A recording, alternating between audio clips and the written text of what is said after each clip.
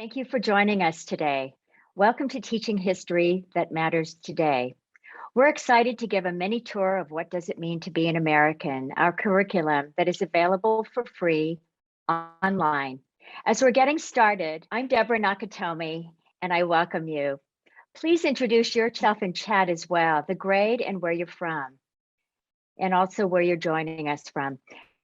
For our agenda today, we'll be sharing an overview of our curriculum, how to access and how to use, and also give you an in-depth tour of one of our lessons, civil liberties and equity, and help you tour some of the activities that are specifically designed for students. We have 2 Q&A sessions, so please be sure to add your questions in the Q&A function, and we will be taking your questions throughout. We promise to be done within an hour. And now I'd like to introduce my colleagues, Amy Watanabe and Diane Fukami, who helped create the curriculum. And behind the scenes is Monica Oliveira, who is responsible for both our website and our tech wizard. Please welcome Amy. Hi, everyone. To kick us off, we want to give you an overview of what our curriculum has to offer by sharing one of our Getting Started videos. You can find these series of videos under our More Info section to help you get more familiar with each lesson. Now you'll get a chance to hear from Rylan Sekiguchi, our curriculum designer from the Stanford SPICE program at Stanford University.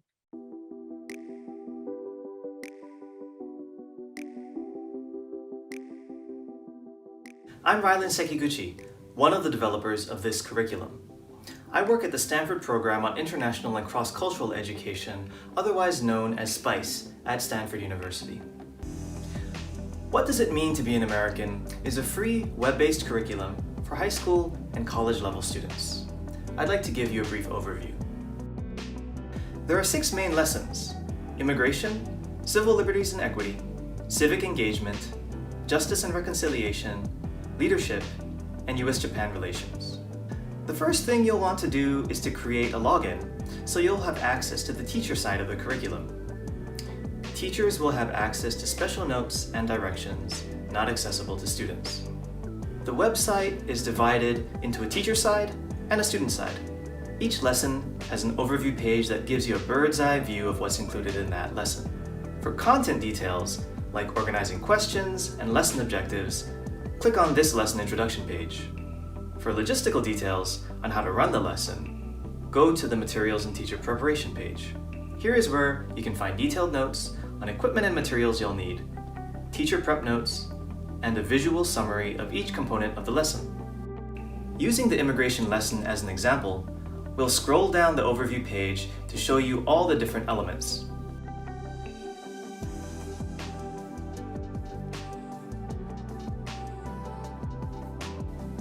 Day 1 has a narrative summary and the various class activities from which you can choose.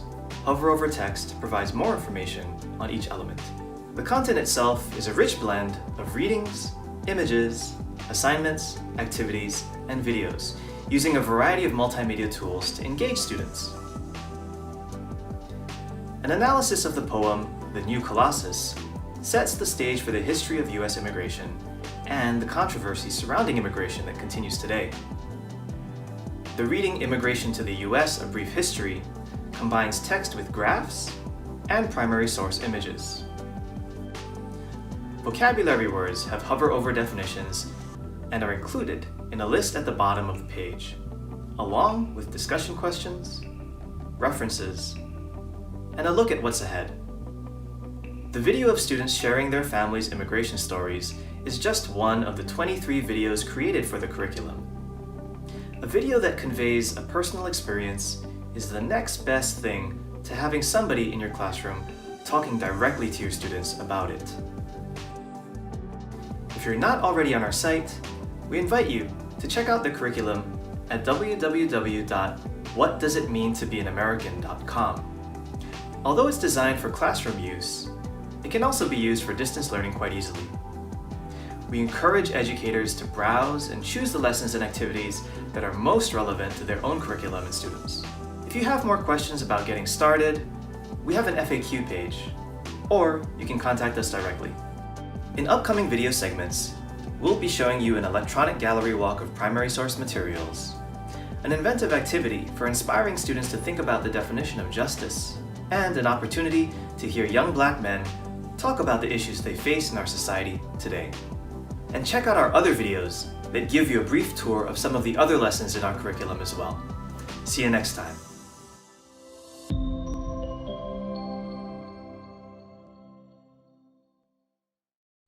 Thank you so much, Rylan. We're so sorry that he couldn't be with us today, but you got a taste of what he does and his big contribution for us. I'm Diane Fukami. I'm part of the curriculum production team and also a recently retired educator. So what I want to talk to you about today is parts of the curriculum that are designed especially for teachers. Let's go to the immigration lesson as an example, and I'm going to give you a little bit more detail than what Rylan gave to you. So you see at the very top there, the students and the teacher side. The teachers see exactly what the students see, except for the teachers have special notes that are not accessible to students. We're going to start at the overview page, which Rylan gave you a little bit of taste about. And as you scroll down, you can see the synopsis notes for day 1 and day 2. Then you scroll all the way back up again, and we're going to open the lesson introduction and give you a little more detail about that. On the right-hand side, you see that little button that says download as PDF. Everything that we do is downloadable as a PDF. And so for your own convenience, you can go ahead and download that and have actually a printed copy for you if you like. As we scroll down the introduction, you can see the summary of what the lesson is about. And then also we've organized these, beginning with organizing questions, which shows how the information in the lessons are framed. Scroll down more to see the objectives, what students will learn after the lesson, and finally at the very end there, assessments, suggestions on how to assess student work in this lesson. Now going back to the overview page, we're going to click on Connections to Curriculum Standards. We know that for your teachers, you want to make sure that what you're teaching does meet standards. In the immigration lesson, you'll see that this lesson meets different standards: the National History Standards, the National Social Studies Standards, the National Standards for Civics and Government, and Common Core State Standards. As you imagine, each subject lesson meets a different set of standards, and you can find them on the individual overview pages for that lesson. Now, let's go back to the overview page and click on probably what's going to be the most important to you, which is the materials and teacher preparation. Again, you can download this as a PDF and print it. So we're going to scroll down to the equipment and teacher preparation to see what you'll need for this particular lesson. And then scrolling down further to day 1, you'll see some text on what will be covered. In this lesson only, there's some suggested reading material that we've prepared for teachers to give them some background since immigration is such a complex subject. As we scroll down, we'll click on the activity on the poem about the new Colossus. Now, teachers have the option of printing both their own notes and the handouts for students as a Google Doc or a PDF. Of course, it's not going to be necessary to print material for the students as they all have access to the website and the lessons as well. And we want to emphasize something here. The information you see is no different than what's on the teacher's side of the webpage. It's just a different way to organize everything to make it more user-friendly for teachers. Now, continuing to scroll down, you can see that day 2 is set up very similarly on the teacher prep page.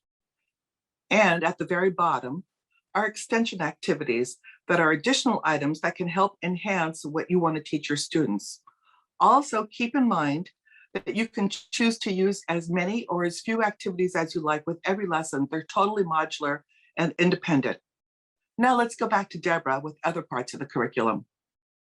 Thanks, Diane. We'd now like to introduce you to another lesson, Civil Liberties and Equity, presented in another short video with Rylan Sekiguchi from the SPICE program.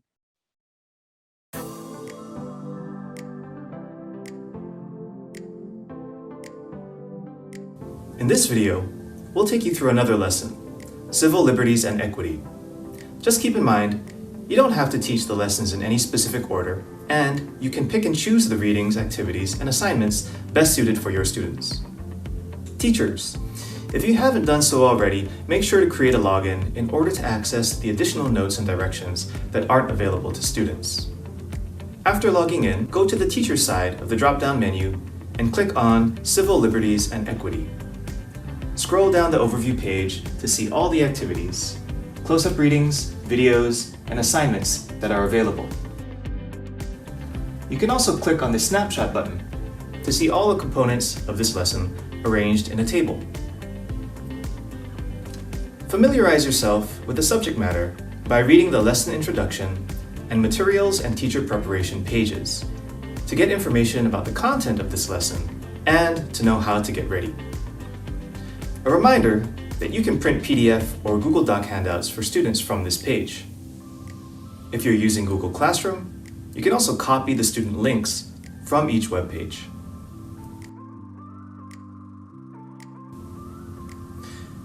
The concept of civil liberties is discussed in Activity 1, Defining Civil Liberties, and Activity 2, the U.S. Constitution and Civil Liberties.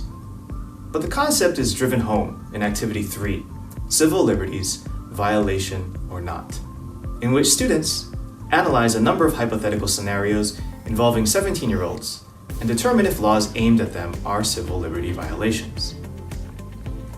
The real-life case of the Japanese American incarceration during World War II is a stark reminder of what can happen when civil liberties are ignored. The Day 2 activities and videos tie together social equity issues that are relevant today. Your students will hear powerful anecdotes from students who have experienced racial bias and stereotyping. Muslim American students share their personal stories of discrimination and how they cope.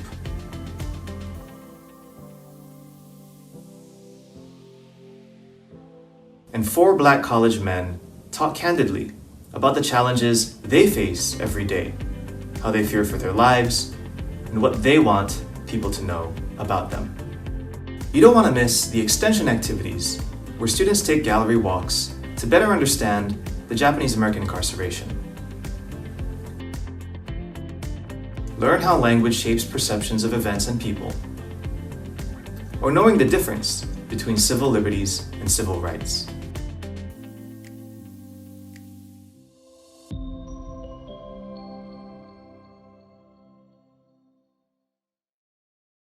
That content is especially timely because next month on February 19th, it's the 80th anniversary of the Day of Remembrance. In 1942, President Franklin Roosevelt signed Executive Order 9066, which resulted in the incarceration of 120,000 Japanese Americans in this country based solely on ancestry. This action is often referenced as one of the worst civil liberties violations in American history, and all 3 of us today, Amy, Diane, and I, have families who were imprisoned in these concentration camps during World War II. To learn more, we've added a link to a Medium article on teaching the Day of Remembrance to your students. We're also streaming our documentary, Norman Mineta and His Legacy, an American Story, that we produced and also aired on PBS, whose story was the inspiration for the curriculum we are presenting today. It will be streaming through the end of February, and we will be providing a link as a follow-up. As you saw, the Civil Liberties and Equity lesson have many activities that teach students about the Japanese American incarceration and provide another reminder why the mistakes of the past should be avoided in the future. So now we want to go to some Q&As, and I'm looking at our Q&A section and also our chat, and I'm going to get us started with a couple of questions for our panel, for Amy and Diane. Thank you for joining. So the first question, and please continue to populate our chat and our Q&A. So you say the curriculum is targeted for college students. Are there sections that are especially relevant to middle schoolers? And I'll turn that one over to Diane.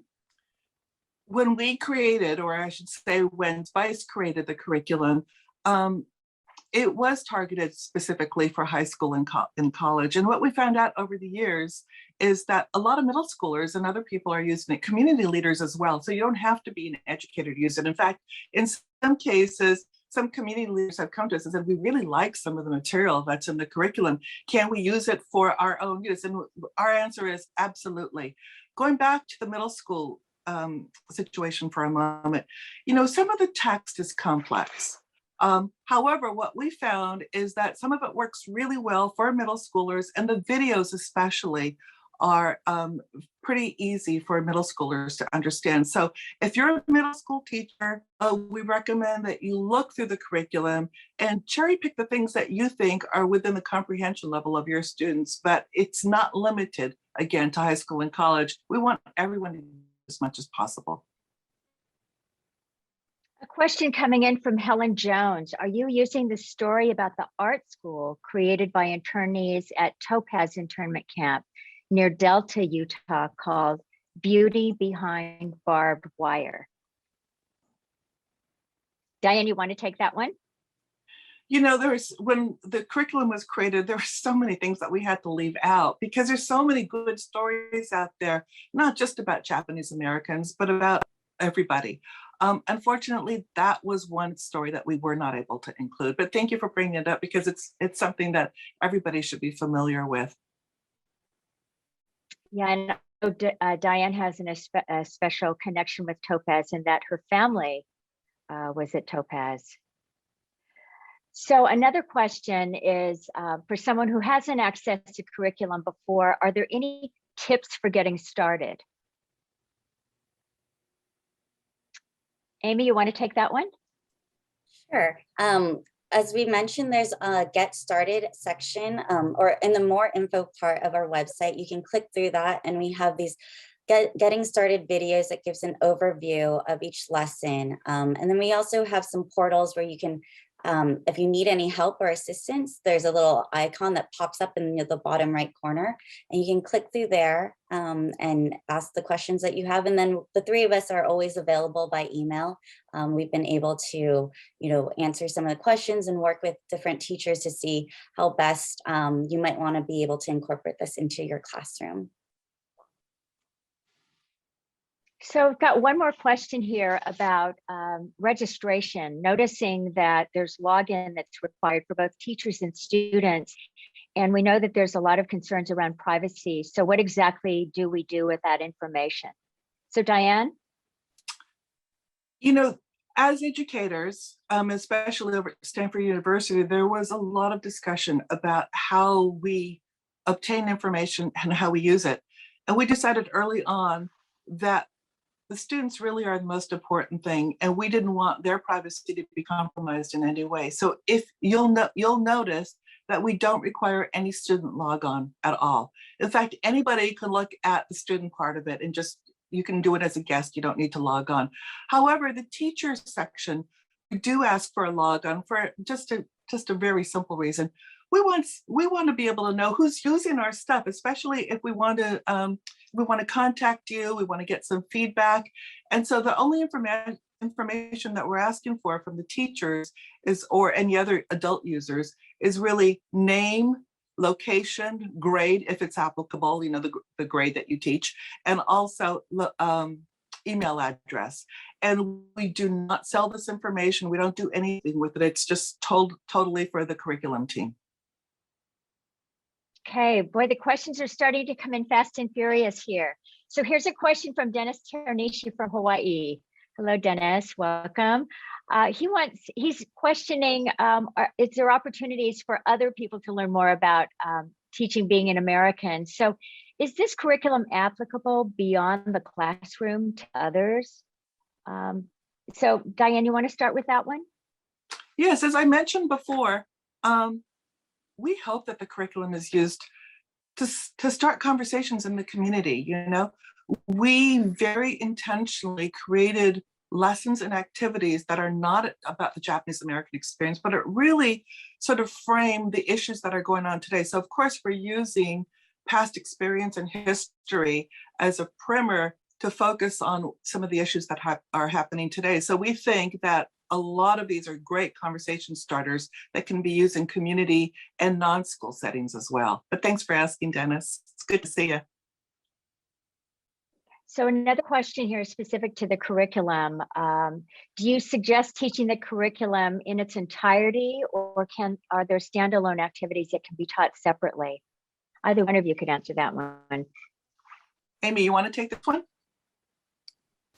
Yeah, we built them out into different modules so that you could kind of pick and choose parts of the curriculum, parts of the various lessons to use, and build into maybe the curriculum that you're already teaching. So that was a really important piece, that it didn't have to follow in a specific order for you to incorporate and teach in the classrooms.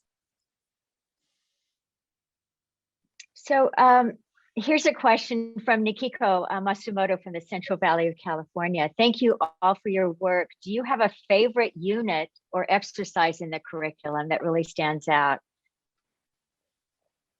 Oh, Either one of you could go with that one. Deborah, why don't you start? You haven't Okay, answered. so my favorites are the videos of the young people. And I know that as we were developing the curriculum, we knew the importance of involving young voices and first-person accounts, real experiences from young people. And I think you've seen, we've tried to sample so you have an opportunity to see them, but there's a lot of diverse opinions around a lot of first-person experiences. And we think that's important because students like to see themselves reflected in curriculum as well. I just want to follow up with one question that relates to it. There was a question asking about from Helen Jones if the videos have a rating. Some of the schools in Utah are very conservative and wondering if the videos would have a PG-13 rating. Videos with a PG-13 movie rating are discouraged, is what she said. Oh, that's a good question. You mean like naughty words? I don't think we use any naughty words. And the subject matter, I don't think is G, for the most part. So I hope that reassures you a little bit. Yeah, but that would be a really good thing for you to review them and see for yourself, Helen. Review the videos; they're all available, and you can, have a chance to view them and vet them and determine what's best for your students. Oh, Deborah, can I add one thing? There is one video that we have a disclaimer on in the teacher section, and that is about justice in animals. You'll hear a little bit about that later on in our workshop today. And what I don't mention when I talk about that particular activity is that there's one part that talks about reproduction among the bonobos. And we know that reproduction and anything to do with sex can be a little sensitive in some situations. So there is that disclaimer in the teacher's notes so that the teacher looks at it before playing the video or assigning the video, so you're not blindsided by that at all. But that's the only thing I can think of. So I guess kind of a related question here is about sensitivity for elementary school. There's a question if any lessons could be used or modified for elementary school. We have some elementary school teachers that have joined us today.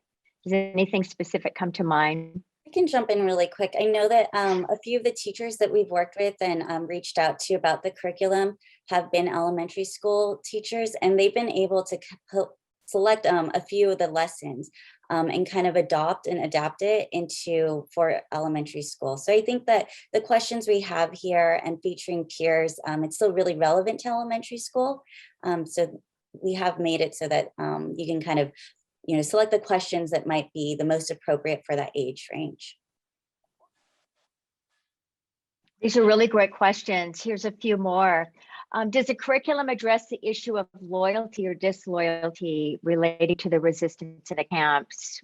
There was a lot of legal challenges, draft resistance, and is that addressed in any way in the curriculum? I'm thinking for a moment.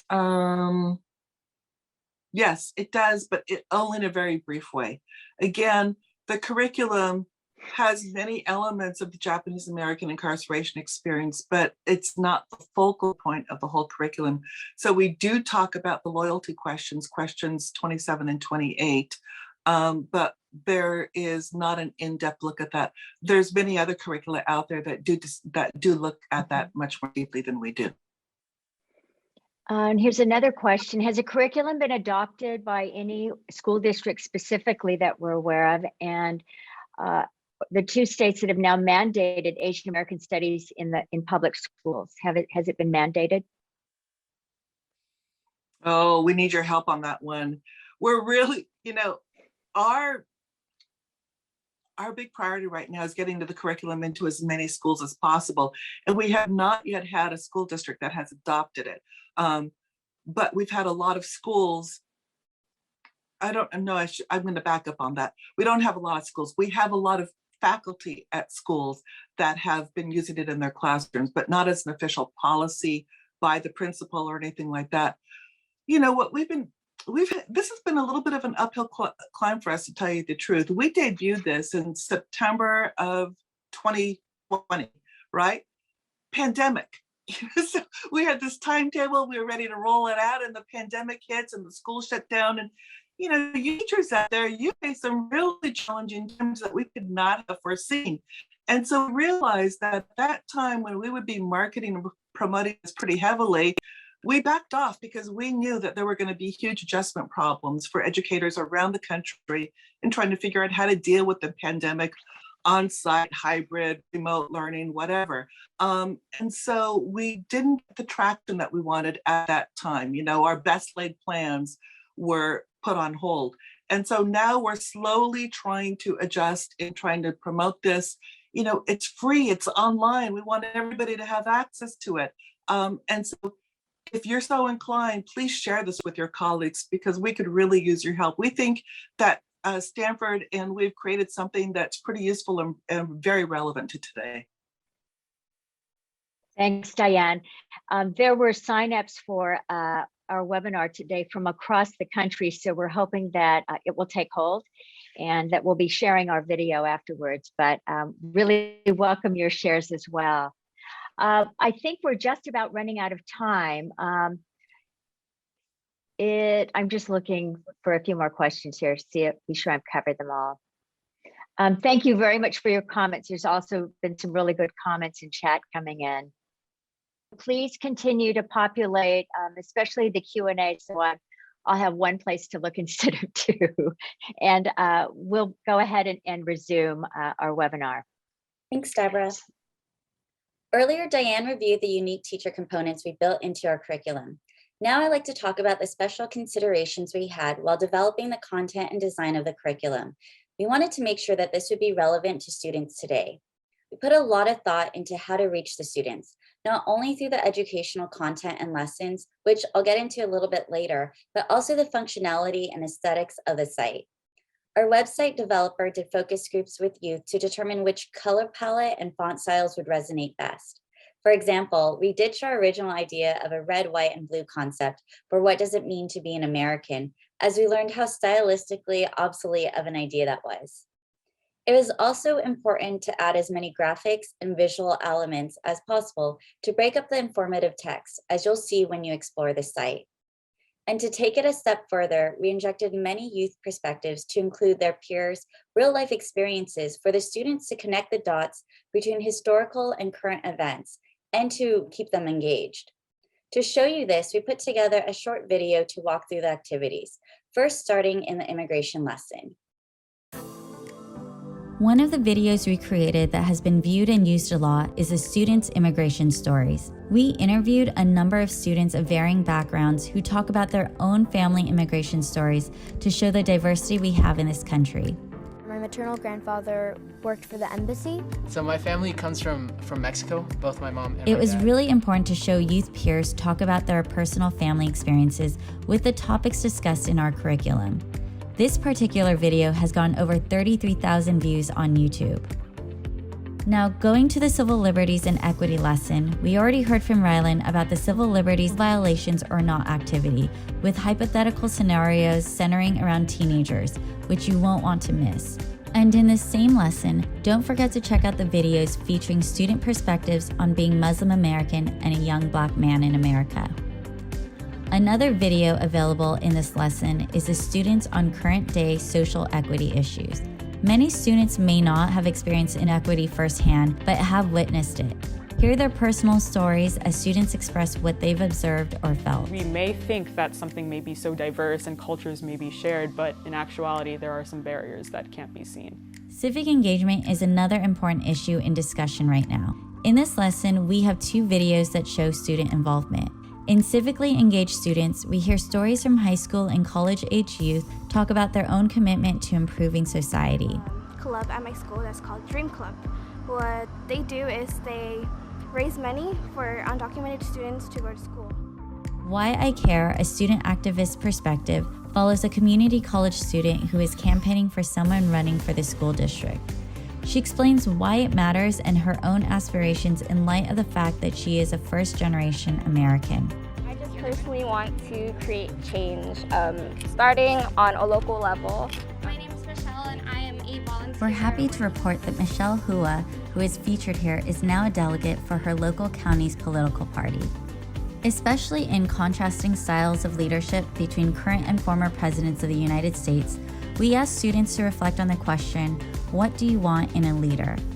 A good leader has to be assertive, but they also have to know when they should look at their peers as their equals. In this video, students express their own opinion about leadership characteristics, opening up an opportunity for all students to analyze effective leadership as part of the lesson. There are 2 videos in the U.S.-Japan relations lesson that demonstrate the roles that students can play in international relations.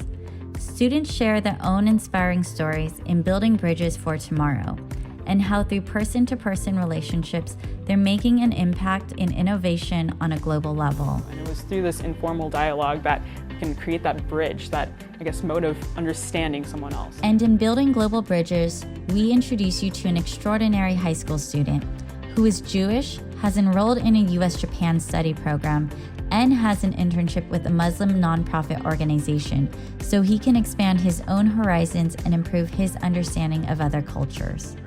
I'll be learning just by being around people who are different from me, because it widens my horizons.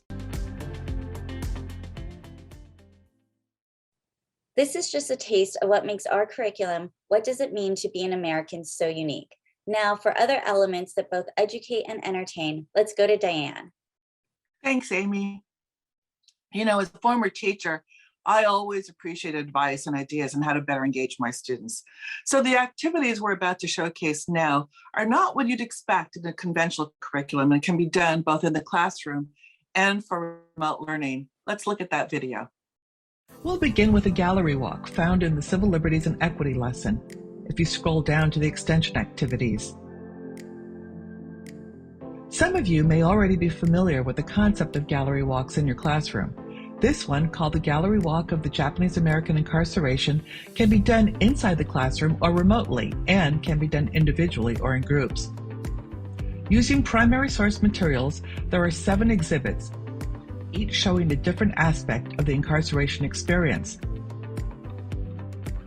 Students tour the exhibits and answer prompts about what they observed. Exhibit A asks students to analyze the eviction poster that informed Japanese Americans they were being removed from their homes after Executive Order 96-6 was signed. Exhibit B shows a map displaying the 10 concentration camps of the Assembly and Department of Justice detention centers that imprisoned the Japanese Americans during World War II. Exhibits C and D are photo galleries that show the eviction and removal of people from their homes and their lives in the concentration camps. You can visit exhibits E through G on your own, but you get the concept. We have 2 card sorting activities in the curriculum, which we think are kind of fun and again, can be done individually or in groups. In the civic engagement lesson, under the extension activities, look for quotes about civic engagement. Here, students are given quotes to sort into 4 categories: how to maintain or lose democracy, the role of the individual, the importance of civic engagement, and other key ingredients for democracy. A similar card sorting activity appears in the Justice and Reconciliation lesson, where students are given quotes about justice to sort into 4 categories: the definition of justice, how to achieve or lose justice, the nature of justice, and the role and importance of justice in society. Also in this lesson is an activity titled Justice versus Peace in the Extension Activity section. Here, students are faced with a scenario in which they must decide how to rule in a choice between granting immunity and ending a war, or demanding justice and the possibility of the war continuing. They will find that complex issues such as justice are not always clear-cut. And if your students can better relate to the animal world, we have another extension activity called Justice in Animals, in which they watch an excerpt of a TED Talk about a species of great ape, the bonobo, and their own sense of justice. With so much media coverage of racial and intercultural conflicts, we've been hearing a lot about apology. An additional extension activity, the art and science of the apology, includes research about the 4 components needed to create an effective apology. Students can learn about those components and then apply that research to decide if a specific governmental action was effective in its apology. Finally, we want to bring your attention to a moving video interview with a 99-year-old Japanese-American woman who was removed from her home in her 20s and incarcerated with her husband during World War II. Her 2 daughters were born while they were imprisoned. Mrs. Wada gives a powerful account of what the experience was like and how the government apology allowed her to finally get rid of the anger she had been holding for 45 years. So before we wrap up, we have time for another round of questions and comments, and it looks like we have a couple more that have come in. So please add more in the Q&A function, and I'll go to the first question. First question is, will you be adding more content? So basically, what are the plans to continue to update the curriculum with new content? Diane? I was afraid you would give me that question. Originally we hadn't planned to update because it would be a never-ending project. But what we realized, especially during this period of the anti-Asian hate that we're seeing, is that along with what does it mean to be a young Black man, or what is it to be Muslim American, it's really necessary to do something about what is it to be Asian American. This happened only in the last 2 years, in terms of current day, although many of us know about historical experience with Asian discrimination. And so what we're trying to do now is fill out some proposals and get some grants so that we can expand the curriculum. And there are other subject areas that we're looking at as well, but certainly talking to Asian American youth and letting students hear what their experiences are, the fears that they face, is something that is really top priority for us. So another question, is there a document that summarizes the videos, the key topics and key points of the videos so that teachers are able to access it more quickly? Great question. Oh, Diane? Deborah, you take that one. All right.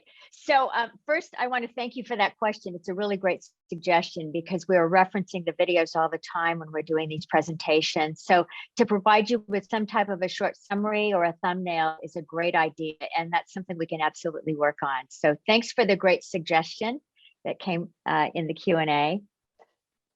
So here's another question.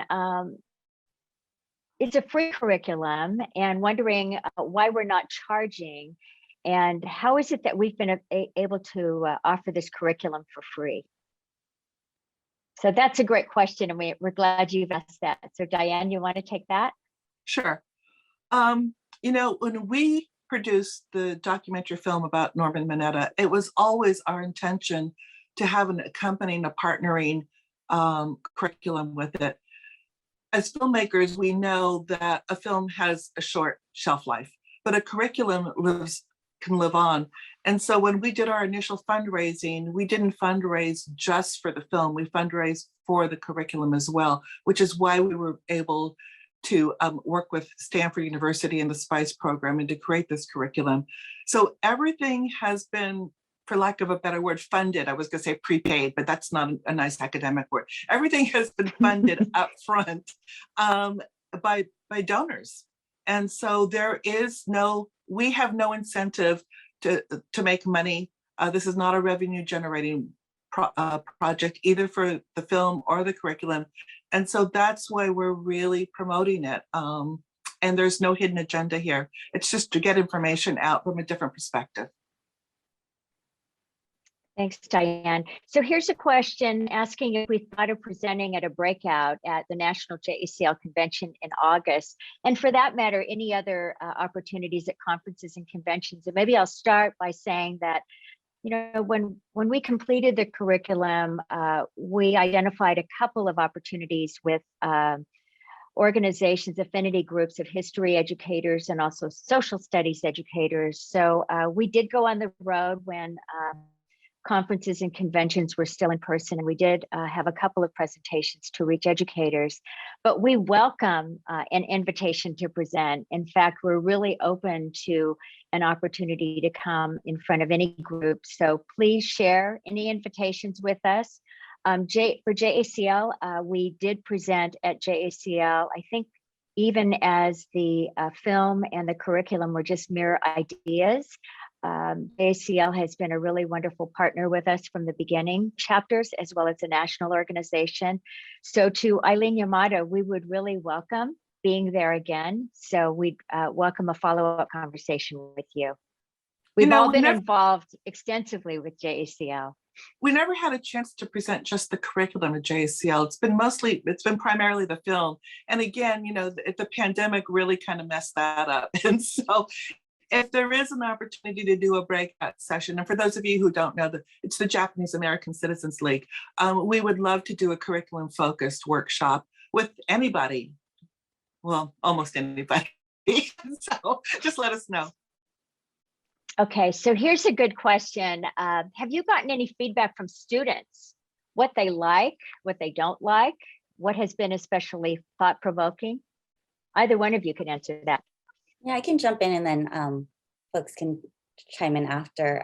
Through our partners with Stanford, they've been working with different educators and classes. And so they've actually collected some student testimonials and their reflections on, you know, after going through the curriculum, what does it mean to be an American? So if you go on our, we've kind of made these little reels of just the short snippets of their feedback on it. But we would welcome to hear from you, the educators, what the students are kind of gravitating towards most, what's the most compelling content.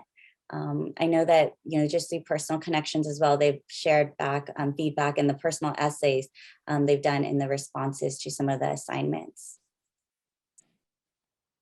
I mean, we don't know exactly what's going on, but you know, as Amy mentioned earlier, the students' immigration stories, that video, we've got like 34,000 clicks on that. And we're trying to figure out how that happened and how we can replicate that with the other videos. So somebody definitely is watching, and I don't think 34,000 people is just educators.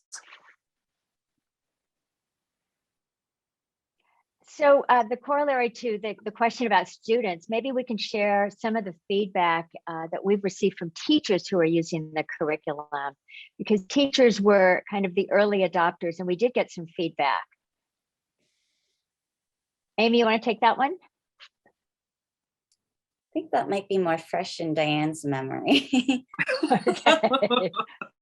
I've been focused on the student side. What the teachers really like is the fact that everything is accessible online and that it can be shared easily with students, and that we have thought so completely about trying to make it as user-friendly for teachers, you know, the download, the PDF, the Google Share links and everything. And I think that's turning out to be a real popular thing, because Stanford, and a shout out to Gary Mukai, the director of SPICE, who's watching today, because Stanford is accustomed to working with educators, and that's you know, part of the criteria in the work that they do, and because I'm a former educator and we did focus groups, you know, we try to make this as user-friendly for teachers, and I think they appreciate that extra effort that we've done in that way. This is a question from Beth Poole. She's asking whether there are any resources specific to voting rights and the history of voting rights, especially regarding Asian American history. She's a middle school teacher, and she said she's a middle school teacher and she checked high school educator because there was no label for middle school teacher. So do you want to respond to the voting rights question? And I know we spent a lot of thought about civic engagement.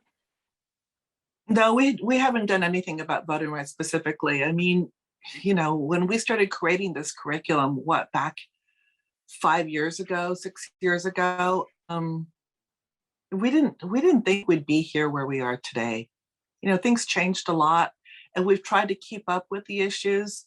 But as you know, things move so rapidly in this country that it's been difficult. And so we've not addressed voting rights directly. So I want to follow up with that, Diane, because many people have asked us when we present, how did we select the categories that we ended up landing on? And that speaks to the times. And I think it would be great for you to maybe expand a little bit more on how we selected these topics and these lessons.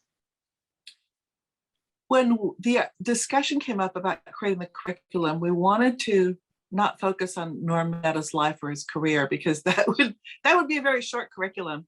But we wanted to focus on things that were part of Norm's legacy and things that were important to him, that were still relevant to teachers and students in the country today. So that's how we focused on immigration or civic engagement or civil liberties and equity, leadership, and then US-Japan relations, and then justice and reconciliation, because we felt that those symbolized values that were important to Norm, those symbolized topics that were universal to what was happening in the country, and that they were key. US-Japan relations may be the only thing that just seems a little bit different, but for Norm, that was really important. And for us, it's really important too. We were able to accompany Norm to Japan, and much of his heart is still very rooted in his Japanese ancestry. But I should change that. Many of his philosophy is rooted in his Japanese ancestry, but his heart and his spirit and his patriotism is true American. And we wanted to show that blend.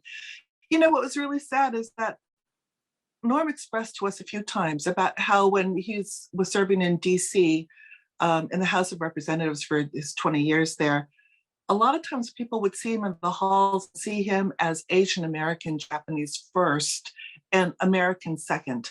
And we really wanted to sort of probe that a little bit more and talk about the relationship between US-Japan and how somebody like Norm has been able to really be a living example of how to merge an ancestry with American patriotism. So I hope that answers your question a little bit. Thank you, Diane. And that's a really great promo for the film. So for those of you who haven't had a chance to see the film, I think you'll really understand how it is that the curriculum themes came about, and really understand kind of the broad foundation that Norm's life has provided for these themes. So we urge you to take a look at the film if you haven't had a chance to. I'm looking to see if there are any additional questions, and it looks like we might be able to end a little bit early because I think we've just about covered everything. I'm looking in both sections. Thank you all so much for your comments as well as your questions. We really appreciate you being here today and taking the time on a Saturday. We know everyone is really zoomed out and you spend a lot of time online, but we really appreciate you making the time to be with us today. So just a reminder, a link for this webinar is going to be available and it will be forwarded to you, as well as the link for the documentary, which is already in chat. I want to acknowledge Christine, who is also on our team that is really staying on top of all of these resources to get to you. And especially to those of you who are educators, as well as those of you who aren't educators, please help us spread the word about this resource. Deborah, Diane? can I say one thing too? Sure. We talked about using the curriculum in ways that are not in a school setting, community. But the other thing too is for those of you who are parents or know people who are parents, feel free to use this in your own homes. Some of the material will never be taught in a classroom. And like people who live not on the East Coast or not on the West Coast, don't necessarily know about the Japanese American incarceration experience, there are a lot of things in this curriculum that we all can learn from. I learned a lot by doing it. And so feel free to use it on a personal basis as well. Yeah, thanks, Diane. And then finally, we've included a link to a survey, and we'd really appreciate your feedback on today's webinar. It's always very valuable to get feedback from everyone. And as Amy was saying, please be in touch with your questions and your comments to any of us. Our information, our contact information is available on the website, and I think it's also coming up in chat. And we're very open to responding to your questions individually and any follow-up that you might have. Okay, thanks so much for being with us and have a really great day. Thank you.